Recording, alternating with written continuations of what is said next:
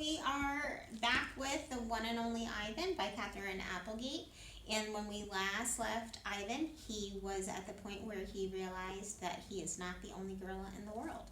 So let's see what happens today. We have, again, about 14 minutes or so before YouTube shuts us off. So Mag, let me know when it's time for me to stop talking. This chapter is Stella. Stella says she is sure I will see another real-life gorilla someday. And I believe her because she is even older than I am and has eyes like black stars and knows more than I will ever know. Stella is a mountain. Next to her, I am a rock, and Bob is a grain of sand. Every night when the stores close and the moon washes the world with milky light, Stella and I talk. We don't have much in common, but we have enough. We are huge and alone, and we both love yogurt raisins. I like yogurt raisins too. Sometimes Stella tells stories of her childhood, of leafy canopies hidden by mist and busy songs of flowing water. Unlike me, she recalls every detail of her past. Stella loves the moon with its untroubled smile. I love the feel of the sun on my belly. She says, "It's quite a belly, my friend," and I say, "Thank you, so is yours." We talk, but not too much. Elephants, like gorillas, do not waste words. Stella used to perform in a large and famous circus, and she still does some of those tricks for our show. During one stunt, Stella stands on her hind legs while Snickers jumps on her back. So her hind legs are her back legs. It's hard to stand on your hind legs when you weigh more than 40 men. So if she weighs more than 40 men, do that mental math. Think of like 40 of your dad, how big that might be. If you are a circus elephant and you stand on your hind legs while a dog jumps on your head, you get a treat. If you do not, the claw stick comes swinging. Oh, that's not very nice. Elephant hide is thick as bark on an ancient tree, but as a claw stick can pierce it like a leaf. Once Stella saw a trainer hit a bull elephant with a claw stick. A bull is like a silverback, noble, contained, calm, like a cobra is calm. When the claw stick caught in the bull's flesh, he tossed the trainer into the air with his tusk. The man flew, Stella said, like an ugly bird. She never saw the bull again. Here's a picture of Stella the elephant.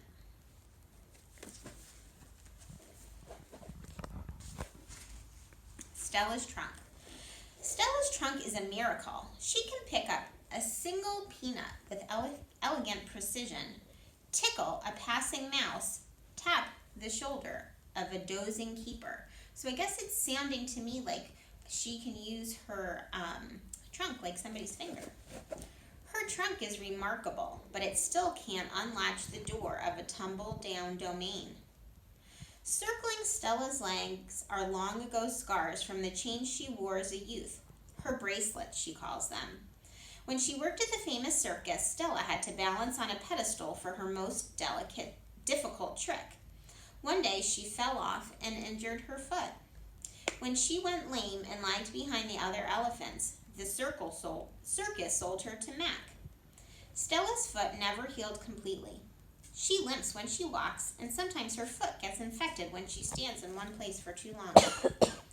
Last winter, Stella's foot swelled to twice its normal size. She had a fever and lay on the damp, cold floor of her domain for 5 days. They were very long days. Poor Stella, she was sick. That's not good. Even now, I'm not sure she's completely better. She never complains, though, so it's hard to know. At the Big Top Mall, no one bothers with iron shackles. A bristly rope tied to a bolt in the floor is all that's required. They think I'm too old to cause trouble, Stella says. Old age, she says, is a powerful disguise. I wonder what they mean by that. A plan. It's been 2 days since anyone came to visit. Mac is in a bad mood. He says we are losing money hand over fist. He says he's going to sell the whole lot of us. When Thelma, a blue and yellow macaw, that's like a parrot, demands, "Kiss me, boy," for the 3rd time in 10 minutes, Mac throws a soda at her. Thelma's wings are clipped so she can't fly, but she can still hop. She leaps aside just in the nick of time. Pucker up, she says with a shrill whistle. Mac stomps to his office and slams the door. So how do you think Mac is feeling right now? I think he seems a little bit angry to me. I wonder if my visitors have grown tired of me.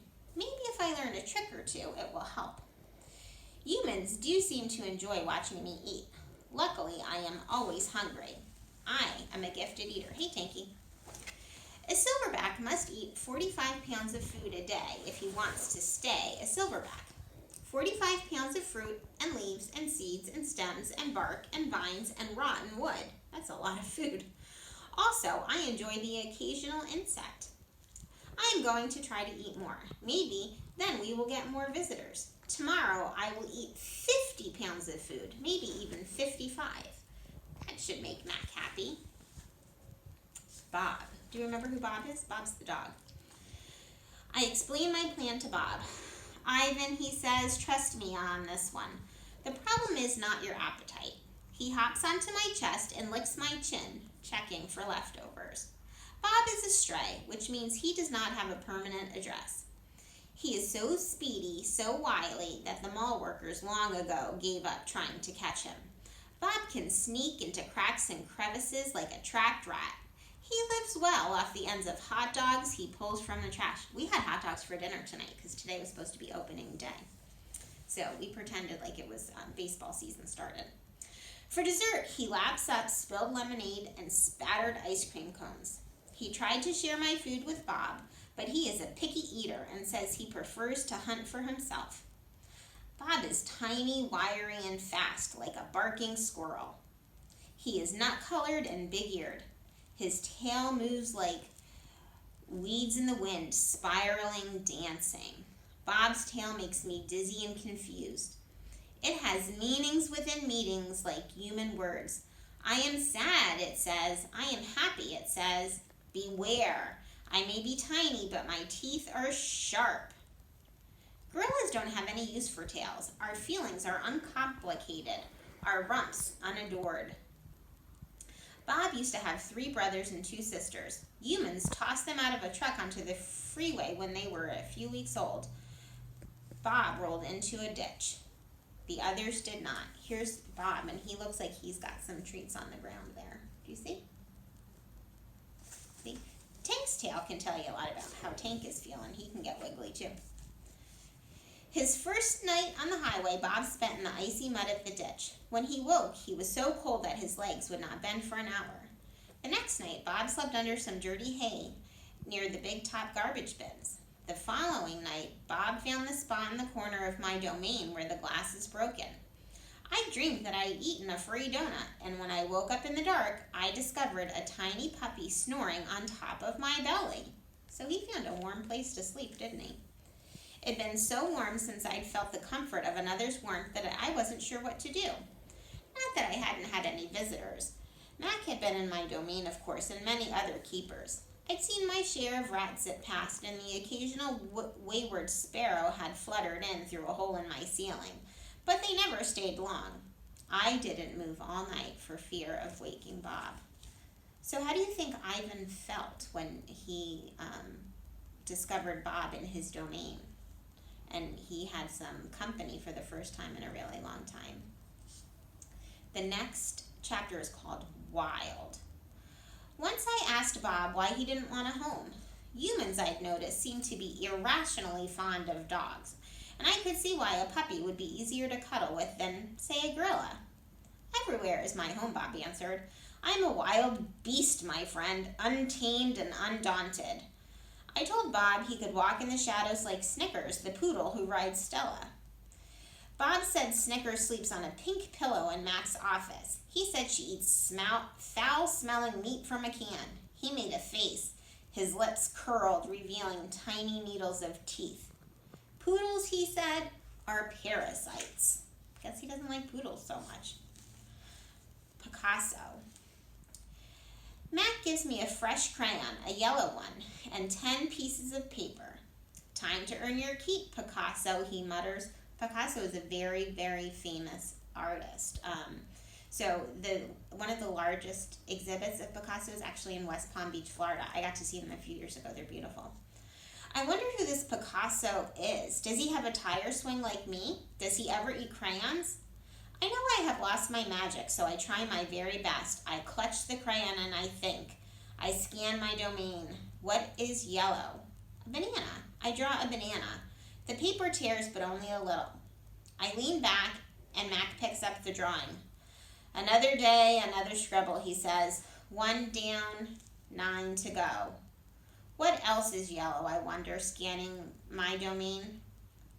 I draw another banana, and then I draw 8 more. So I guess there's not too much in his domain to draw. 3 visitors. 3 visitors are here.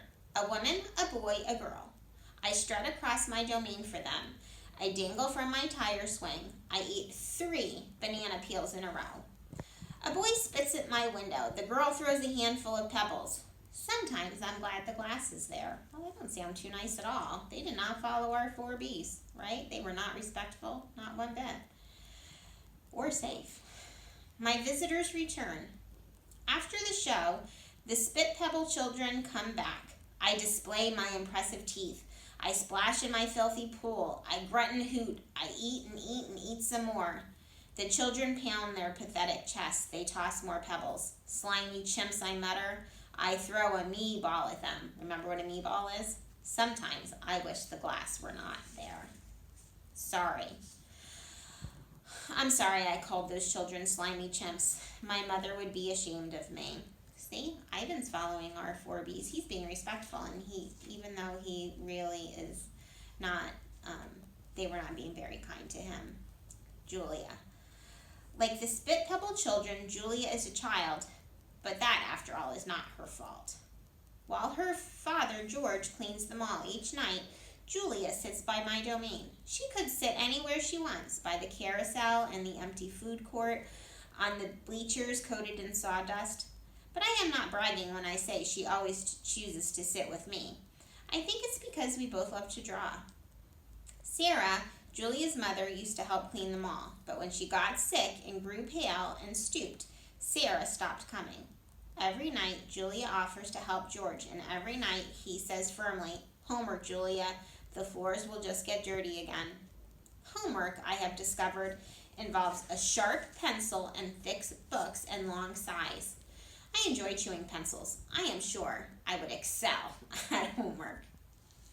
Sometimes Julia dozes off, and sometimes she reads her books, but mostly she draws pictures and talks about her day. I don't know why people talk to me, but they often do. Perhaps it's because I think I can't understand them, or perhaps it's because I can't talk back. Julia likes science and art.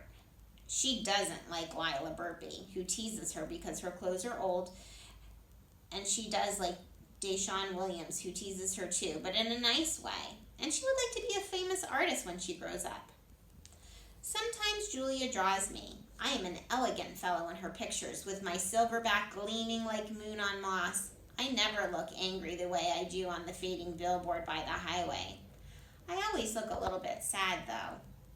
So I guess Julia really does see Ivan pretty clearly. Do I have 1 minute or 4 minutes, Meg? Well, I have 1 minute. Okay, so let me stop here so that way we don't go over our 15-minute time. So we will come back tomorrow and we will read some more of the one and only Ivan. Have a good night, guys. Miss you.